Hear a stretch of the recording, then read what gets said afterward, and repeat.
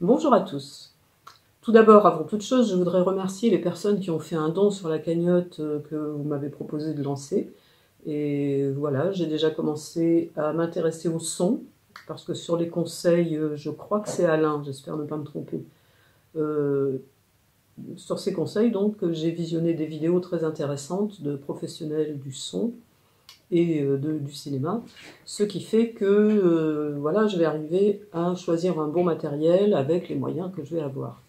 Alors aujourd'hui, cette vidéo, normalement, je pense qu'elle n'aurait pas dû exister, je pense qu'elle ne devrait pas avoir lieu d'être, mais malheureusement, je la fais parce qu'il y a des choses qui se passent qui sont un peu particulières quand même. Alors comme vous le voyez derrière moi, je vais vous parler du film L'Insoumis, mais pas du film lui-même, mais de la façon dont il est traité dans la programmation au cinéma. Voici d'abord ce qu'en dit Gilles Perret lui-même. Votre film sort très bientôt, maintenant le 21 février, je le rappelle. Est-ce qu'il est vrai, comme je l'ai lu, que certains directeurs de cinéma ont refusé par principe de le projeter, sans même l'avoir vu? C'est quand même compliqué, hein. C'est vrai que dès que vous prononcez le nom de Jean-Luc Mélenchon, moi j'ai sous-estimé le degré de clivage qu'il pouvait générer. Et donc du coup, pourtant c'est un film qui a un visa, c'est un film qui en plus aura des bonnes critiques cinématographiques. A priori, il n'y a aucune raison que certains cinémas RSN ne le prennent pas. Sauf que là, non, ça ne se passe pas comme ça se passe... Il y a des endroits où ça se passe bien, il ne faut pas trop noircir le tableau, mais il y a des endroits où il y a des vrais blocages sur la personne de Jean-Luc Mélenchon, sans savoir si le film est une hagiographie ou au contraire un film qui est là pour le dézinguer. Mais l'a priori est difficile, et donc du coup, sur certaines villes, le film ne peut pas sortir pour l'instant uniquement pour des règlements de compte politiques, alors que c'est, encore une fois, je le dis, c'est un film de cinéma qui a un visa, il n'y a aucune raison objective. Si les critiques en plus étaient pourries, à la limite, on peut se dire, bon, l'exploitant, c'est normal, il regarde les films, il a le droit de choisir le film, mais ce n'est pas le cas. Je ne vais pas nier, bien sûr, le droit à chaque directeur de cinéma de programmer ce qu'il veut. Bon, ça, c'est un droit qu'ils ont, hein. C'est comme votre épicerie, si elle n'est pas obligée de vous vendre toutes les marques de chocolat, par exemple. Elle peut choisir les marques qui lui paraissent les meilleures à vendre. Pour un cinéma, c'est pareil, ils ont le droit de choisir. Mais ce qui m'a choqué, c'est un cas particulier. Donc c'est le cas du cinéma Les Variétés qui est à Marseille et qui plus est, qui est dans l'arrondissement de Marseille où Jean-Luc Mélenchon est député. Donc ce cinéma, Les Variétés, avait programmé d'abord une avant-première, puis le film à sa sortie, comme c'est la sortie nationale le 21 février, il était prévu que le film sorte dans ce cinéma. Mais quasiment au dernier moment, le directeur du cinéma annonce qu'il déprogramme le film. Tout d'abord, il explique que c'est parce qu'il n'a pas vu le film, qu'il n'a vu que la bande-annonce, et que la bande-annonce lui paraît un film de propagande. Bon, c'est son impression, il a le droit, après tout, d'avoir cette impression sur la bande-annonce, mais tout le monde s'étonne un petit peu, c'est ce que lui disent les gens. Comment se fait-il que, depuis des mois, la programmation était prévue, et que quasiment au dernier moment, ce monsieur, qui s'appelle Jean Misrahi, d'un seul coup déclare que la programmation va être annulée. Donc les gens interpellent monsieur Misrahi, pas toujours aimablement, ça il faut reconnaître, pour lui demander qu'est-ce qui se passe. Alors, devant les interrogations des gens, parce que, étant donné que c'est l'arrondissement où a été élu Jean-Luc Mélenchon, il est à supposer que beaucoup de gens veulent voir ce film, c'est normal, puisque s'ils l'ont élu, c'est qu'ils l'aiment bien. Donc, les gens veulent voir le film. Alors, monsieur Misrahi a fait un communiqué sur la page Facebook du cinéma.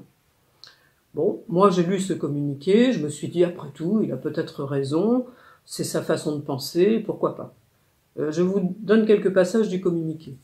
Alors il dit, en aucun cas c'est un film de cinéma, c'est un document télévisuel qui ne prend aucune distance avec son sujet, c'est un exercice idéologique sans aucune volonté artistique. Bon, admettons que lui ait ressenti ça, parce que là il avait vu le film, hein. J'ai oublié de vous dire, là il avait vu le film, donc après il donne un avis. Il peut l'avoir ressenti comme ça, pourquoi pas. Après, il donne une deuxième raison. Il dit « Ce film est consacré à une personnalité qui joue un rôle actif dans la vie politique de Marseille. Le rôle des variétés, donc de son cinéma, n'est pas de promouvoir, ni à l'inverse de dénigrer, il dit « ni à l'inverse de dénigrer tel ou tel personnage public. Il n'est pas question que le cinéma Les Variétés devienne une tribune au bénéfice de qui que ce soit.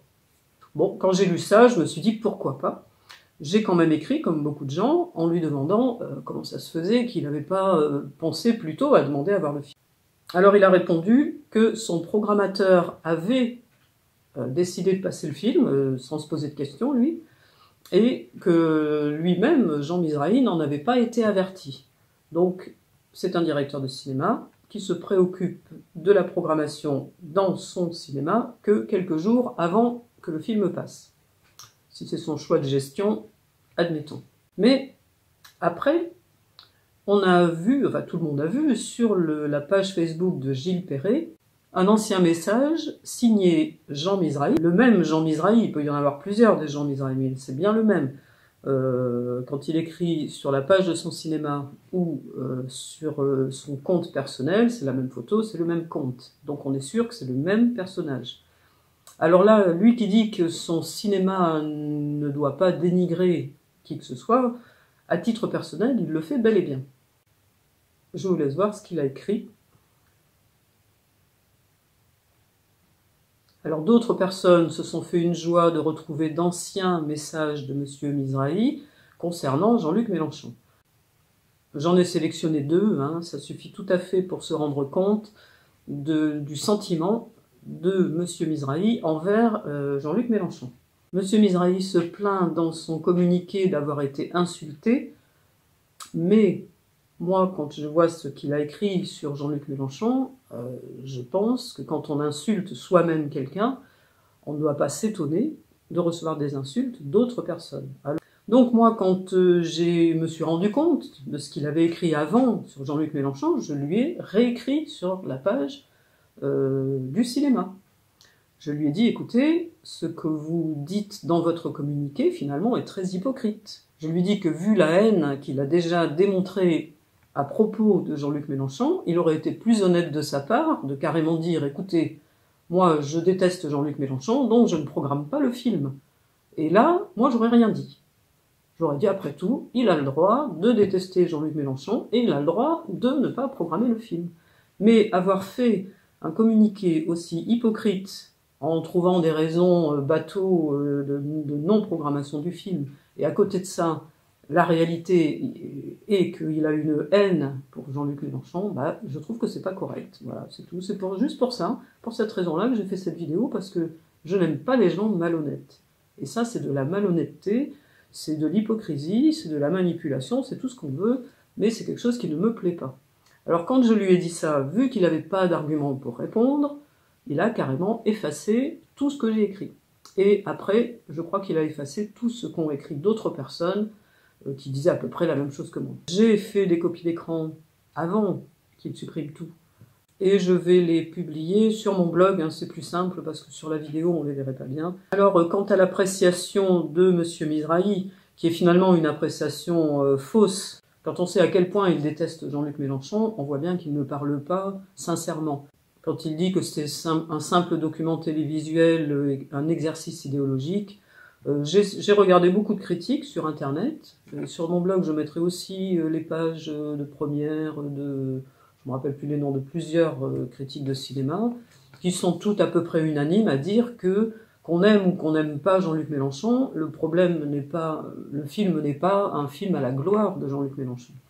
C'est pas du tout ça, donc le film peut être intéressant pour tout le monde.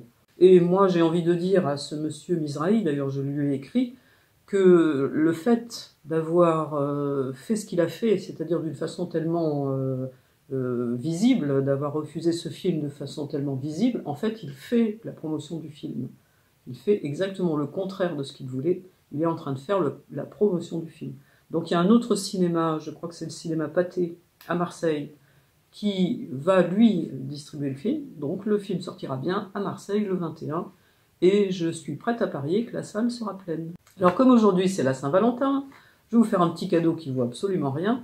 Je m'étais amusée, je crois que c'était il y a 4 ans, je m'amuse quelquefois à faire du dessin 3D, et j'avais fait une petite animation très très courte de peut-être 10-20 secondes pour la Saint-Valentin. Je vous remercie d'avoir regardé cette vidéo. Je vous souhaite à tous et à toutes une bonne journée Au revoir.